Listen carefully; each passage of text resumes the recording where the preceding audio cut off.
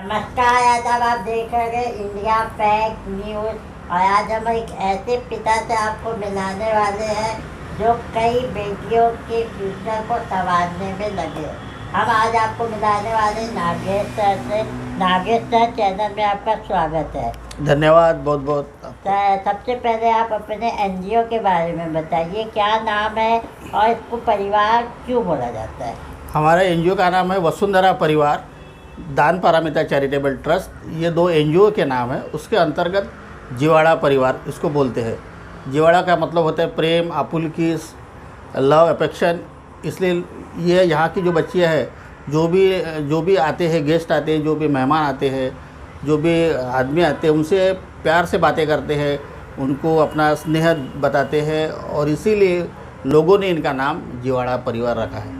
तो जैसे कि आप बता रहे हैं, मैं देख भी सकता हूँ यहाँ पे बहुत सारी बेटियाँ मौजूद हैं और 2022 का मैंने अखबार पढ़ा था, भास्कर का, शायद 2022 का था।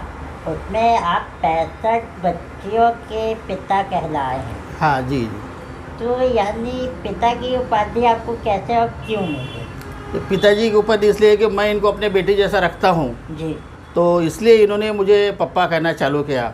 तो जैसे नॉर्थ ईस्ट की बच्चियाँ थी, तो नॉर्थ ईस्ट की जो बच्चियाँ थी तो वो बोले कि सर के बजाय हम आपको पप्पा बोलेंगे तो अच्छा लगेगा क्या आपको?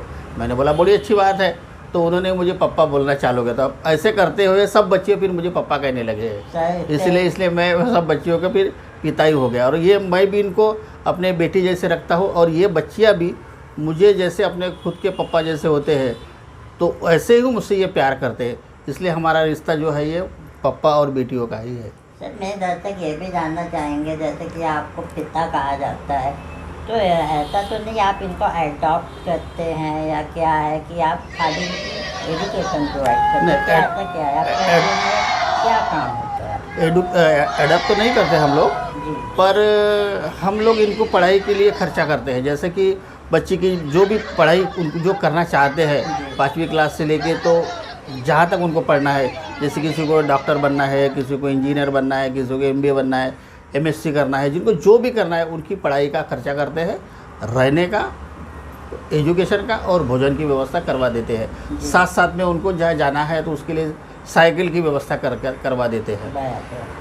तो सर, जैसे कि आप इतनी सारी व्यवस्था कराते हैं तो आपको कोई पॉलिटिकल सपोर्ट होगा? जब भी तो आज के दौर में बिना पॉलिटिकल सपोर्ट के तो ये संभव है नहीं। क्या ये आप खुद सेल्फ करते हैं, क्या है? आज तक पॉलिटिकल सपोर्ट नहीं लिया और आगे भी लेने का कोई विचार नहीं है।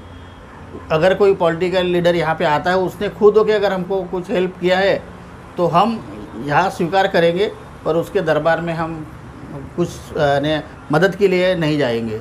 और आज तक अभी तक कोई पॉलिटिकल लीडर ने हमको हेल्प नहीं किया है। सर, बेटी बढ़ाओ बेटी बचाओ अभियान चलेगा, बेटी को पढ़ाने का अभियान चलेगा। एक देखा जाए तो एक तरीके से आप भी ये काम कर रहे हैं। हाँ। तो अब तक कितनी बेटियों की ज़िंदगी आपने बदल चुकी है? अभी तक तो 160 से 170 बेटियाँ यहाँ से पढ़कर चली गई।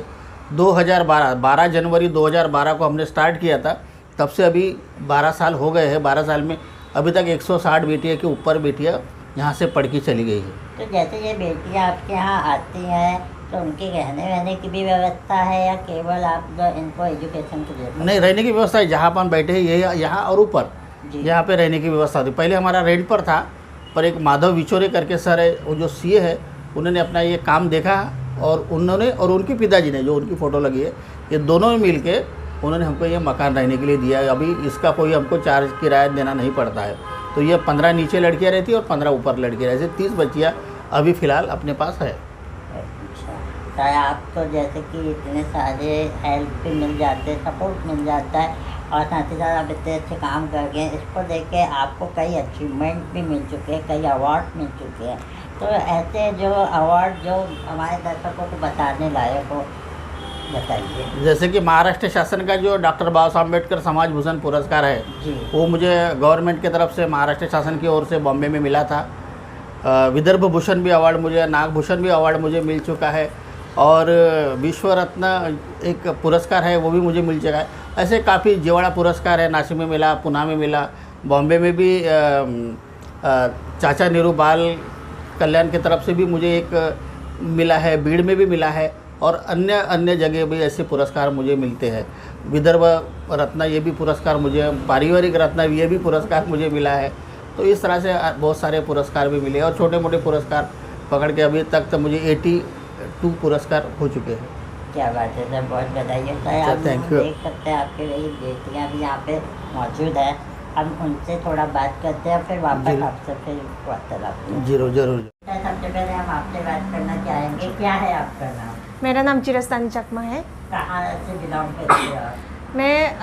मैं तो त्रिपुरा से बिलोंग करती हूँ, पर ज़्यादातर मेरी परवरिश अरुणाचल प्रदेश में हुई है। तो यहाँ कैसे आना हुआ, कैसे सर के बारे में आपको पता चला, और सर किस तरह से आपको हेल्प करते हैं एजुकेशन और बाकी चीज़ों में?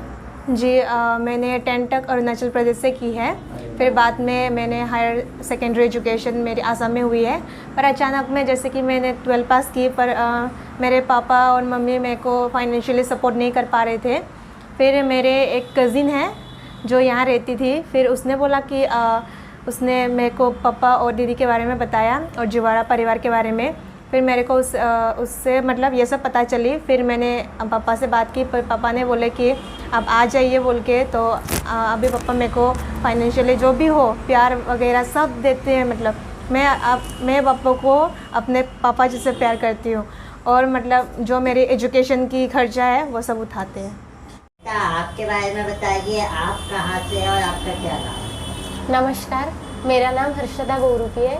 मैं यही विदर्भ से अमरावती ज़िले में से हूँ। बंडली नामक एक गांव है, वहाँ से मैं आई हूँ। अभी B.Pharm सेकेंड ईयर में हूँ और गुरु नानक कॉलेज में पढ़ती हूँ। फार्मेसी। सर के बारे में आपको कैसे पता चला? कोरोना काल में मेरे पापा चले गए, तो उस कारण मेरी मम्मी और मेरा भाई हम एक घर में रहते थे। तो हमारी मम्मी उतना हमें देख नहीं पा रही थी, या फिर हमारे एजुकेशन का जो खर्चा है वो उठा नहीं पा रही थी। तो एक सर है जो हमारे अक्सर गांव में आते हैं, वो मेरे दूर के रिश्तेदार भी लगते हैं, भोसे सर करके। तो उन्होंने मुझे यहाँ का पता दिया और बताया कि यहाँ पे बहुत अच्छा पारिवारिक वातावरण भी है, और जो एजुकेशन के लिए खर्चा है वो भी उठाया जाएगा, और बहुत अच्छे संस्कार भी यहाँ से दिए जाते हैं। तो उनके मतलब विश्वास पे हम यहाँ आए, और यहाँ पे हमें बहुत अच्छे लोग मिल गए, और उसी विश्वास पे मेरी मम्मी ने भी मुझे यहाँ पे रहने के लिए हाँ कह दिया। वैसे मैं रही हूँ, उसके बाद ही मतलब मेरा यहाँ से एडमिशन हुआ गुरु नानक कॉलेज में, जो फार्मेसी कॉलेज है। बहुत अच्छा कॉलेज मुझे मिला है, और मैं बहुत सारा पापा को धन्यवाद देना चाहूँगी इस कारण। तो दोस्तों, अभी हमने सारे बच्चों से आपको बात तो करा दी है। अब एक ऐसी बच्ची से हम आपकी बात कराने वाले हैं जिन्होंने बेटी बचाओ बेटी पढ़ाओ का नारा का एक यानी मोटिवेशन पीएम सर को दी थी। कैसे दी थी, मैं उन्हीं से पूछता हूँ। बेटा, सबसे पहले आपका नाम क्या है? नमस्कार, मैं कुमारी सृष्टि भीमराव राउत शिवाजी साइंस कॉलेज में BSc फर्स्ट ईयर में हूँ, और यवतमाल से आई हूँ, और जिवाला परिवार में 9 सालों से रह रही हूँ, और अभी MPSC स्टेट सर्विस के लिए प्रिपेयर कर रही हूँ। तो बेटा, जैसे कि आपके बारे में सर अभी हमको ऑफ कैमरा बता रहे थे कि आपने पीएम के सामने एक कविता पढ़ी थी। वो क्या कविता थी, और उसके बाद क्या परिवर्तन देश में आया? तो मैं ये बताना चाहती हूँ कि मैं जब छोटी थी, 4th क्लास में थी, तब से मैं जिवाला परिवार में रहती हूँ, और मुझे बोलने का पहले से शौक़ था।